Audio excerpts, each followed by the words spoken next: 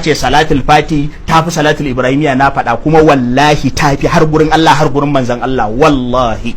Kuma wannan ba na farko kenan, babu yanda Shehu Tijjani ya hada salatul fati da salatul ibrahimiya, yace salatul fati tafi salatul ibrahimiya.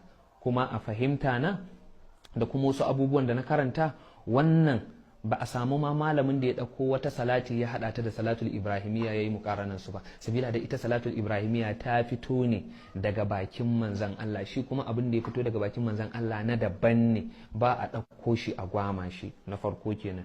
Na biyu, abin da duk Shek Abul Fati ya faɗa na falalan salatul fati muna kai, kuma duk tijjanawa suna kai. Kuma misali wannan maganan da ni na faɗa ko nake kai, alhamdulillahi manya-manyan malamanmu ma suna kan wannan abu. Manya-manyan malamanmu suna kan wannan abu. Mutum ya je ya ɗauki wannan almugir ɗin ya karanta shafi na 41 ya kuma karanta shafi na 55 daga duk jawaban da Maulana Sharif yayi dangane da salatul fatihi lima ugulika din, dangane da falalolin salatul fatihi lima ugulika. Sannan mutum ya ɗauki shi ulama utasgiyatin nafsi na al-Hafiz al-Misri ya je ya karanta ya duba, ya ga abubuwan da wasu suke faɗa akan salatul fatihi wanda ba ita ne abin da Shehu Tijjani yake nufi ba, kuma Shehu Tijjani ma kila bai faɗa ba. Sannan a cikin jinaya ma idan muka je dukka da mu samu ire-iren waɗannan